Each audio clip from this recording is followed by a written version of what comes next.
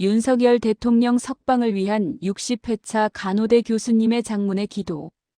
전능하신 하나님 아버지, 오늘도 주님 앞에 무릎 꿇고 나아옵니다. 60일이라는 시간 동안 우리는 쉬지 않고 주님께 간구해 왔습니다. 때로는 지치고 때로는 낙심하면서도 우리는 여전히 이 자리에 있습니다. 왜냐하면 주님께서 우리의 기도를 들으신다는 것을 알기 때문입니다. 주님, 지금 이 땅에 진실이 갇혀 있습니다. 진실이 밝혀져야 할 자리에 침묵이 있고 말해져야 할 것들이 억압받고 있으며 드러나야 할 것들이 가려져 있습니다. 진실을 말하는 자들이 오히려 비난받고 진실을 추구하는 자들이 오히려 조롱받는 현실 속에서 우리는 통곡합니다. 반면에 거짓이 당당히 걸어다니고 있습니다. 거짓이 진실처럼 포장되어 미디어를 통해 퍼져나가고 왜곡된 정보가 사실처럼 받아들여지며 편향된 보도가 객관적 진실인 양 유통되고 있습니다. SNS를 통해, 언론을 통해, 심지어 공적기관을 통해서도 거짓이 힘을 얻고 있는 이 현실이 우리를 아프게 합니다. 하지만 주님, 우리는 포기하지 않습니다. 이 어둠의 시간이 아무리 길어도, 이 혼란의 시기가 아무리 지속되어도 우리는 포기하지 않을 것입니다. 왜냐하면 우리가 의지하는 것은 사람의 힘이 아니라 주님의 능력이기 때문입니다. 우리가 신뢰하는 것은 세상의 시스템이 아니라 하나님의 정의이기 때문입니다. 시편 37편 5절에서 6절은 이렇게 약속하십니다. 내 길을 여호와께 맡기라. 그를 의지하면 그가 이루시고 내 의를 빛같이 나타내시며 내 공의를 정오의 빛같이 하시리로다. 주님, 우리는 이 약속을 붙잡습니다. 진실은 잠시 늦을 뿐 결코 사라지지 않음을 우리는 믿습니다. 역사를 돌아보면 우리는 이것을 압니다. 얼마나 많은 진실이 처음에는 묻혔지만 결국 드러났습니까? 얼마나 많은 억울함이 처음에는 무시되었지만 결국 밝혀졌습니까? 얼마나 많은 정의가 처음에는 지연되었지만 결국 실현되었습니까? 민수기 32장 23절은 이렇게 경고합니다. 너희의 죄가 반드시 너희를 찾아낼 줄 알라. 거짓은 아무리 정교하게 꾸며져도 결국 무너집니다. 진실은 아무리 깊이 묻혀 있어도 결국 땅 위로 올라옵니다. 이것이 하나님께서 창조하신 이 우주의 도덕 법칙입니다. 주여, 진실의 길을 여소서. 지금 진실로 가는 길이 막혀 있다면 주님께서 새 길을 내소서. 제도적으로 막혀 있다면 주님의 방법으로 열어주소서. 정치적으로 방해받고 있다면 주님의 손으로 장애물을 제거해 주소서. 출애굽기 14장 21절에서 22절은 이렇게 기록합니다. 모세가 바다 위로 손을 내밀매 여호와께서 큰 동풍이 밤새도록 바닷물을 물러가게 하시니 물이 갈라져 바다가 마른 땅이 된지라. 이스라엘 자손이 바다 가운데를 육지로 행진하고 주님께서는 길이 없는 곳에 길을 만드시는 분입니다. 홍해를 가르시고 길을 내신 그 하나님께서 지금도 진실로 가는 길을 열어주실 것을 우리는 믿습니다. 그 길이 막혀도 주님의 손으로 새 길을 내소서. 사람들이 막는 길이라면 주님께서 우회로를 만들어 주소서. 제도가 막는 길이라면 주님께서 제도 너머의 길을 보여주소서. 권력이 막는 길이라면 주님께서 권력보다 높은 곳에서 역사하소서. 이사야 43장 19절은 이렇게 선포합니다. 보라, 내가 새 일을 행하리니 이제 나타낼 것이라. 너희가 그것을 알지 못하겠느냐? 반드시 내가 광야의 길을 사막의 강을 내리니. 광야의 길을 내시고 사막의 강을 내시는 하나님, 지금 이 막막한 상황에서도 새로운 길을 내주시옵소서. 국민의 눈이 열려 진실을 보게 하시고, 주님, 지금 너무나 많은 사람들이 혼란 속에 있습니다. 무엇을 믿어야 할지, 누구의 말을 들어야 할지, 어디에 진실이 있는지 분별하지 못하고 있습니다.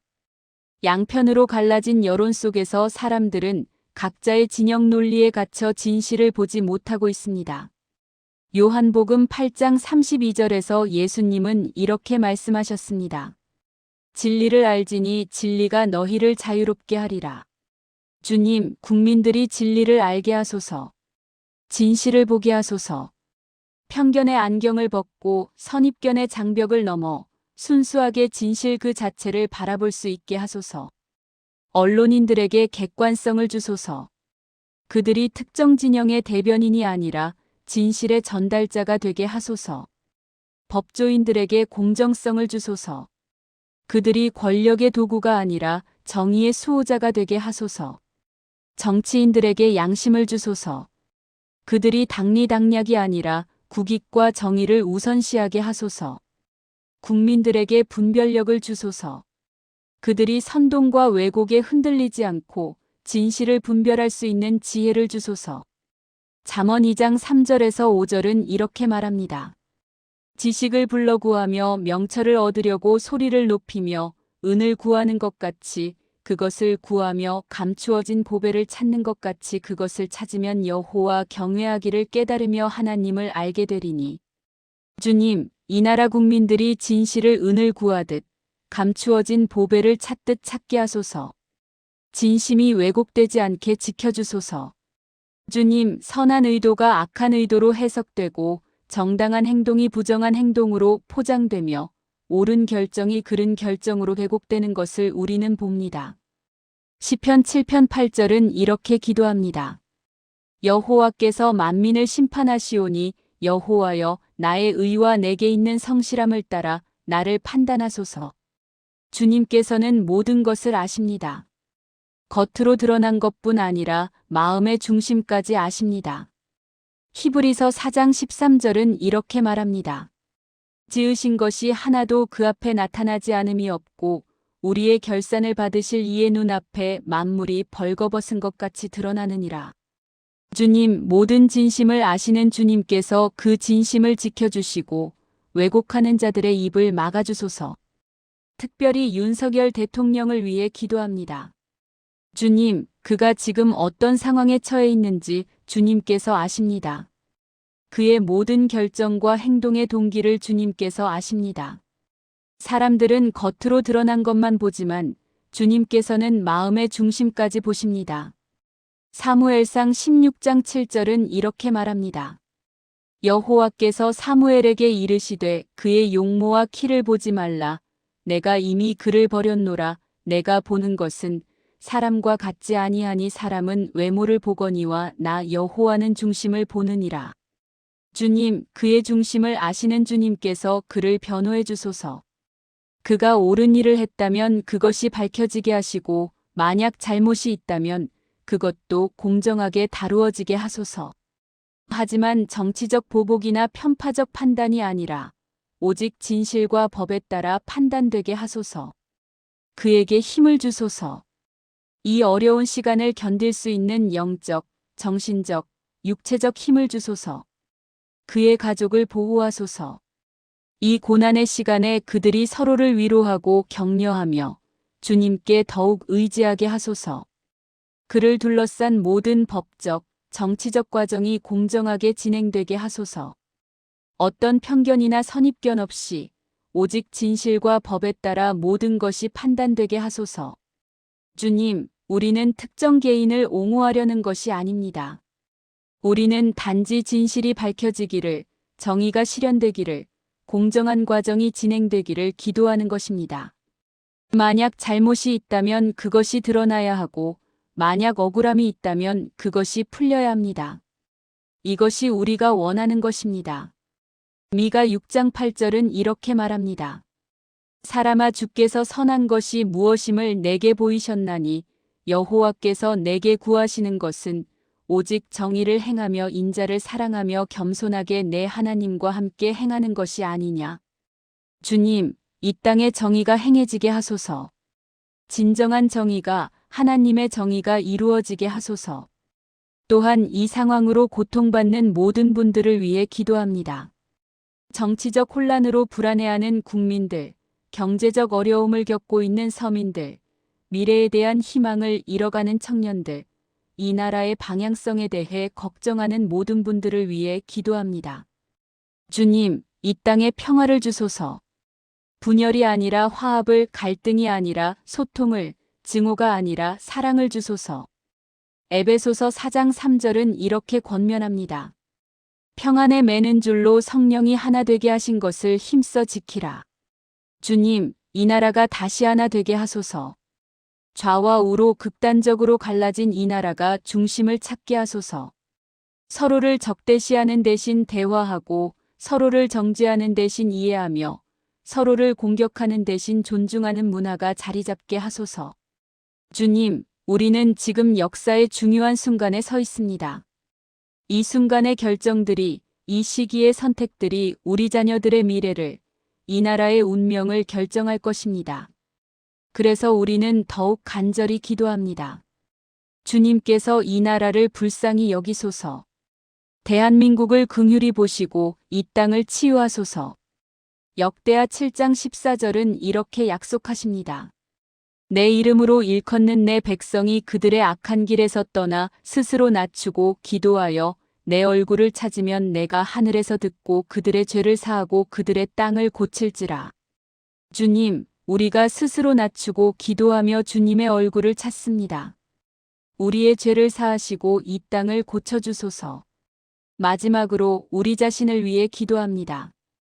주님, 우리가 이긴 기도의 여정 속에서 낙심하지 않게 하소서. 60일이 지났지만 여전히 변화가 보이지 않을 때 우리가 실망하지 않게 하소서. 누가복음 18장 1절은 이렇게 말합니다.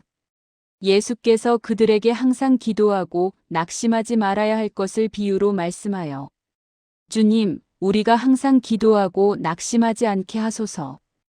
응답이 늦어져도 기다리게 하소서. 하나님의 때가 우리의 때와 다름을 이해하게 하소서. 우리에게 믿음을 주소서.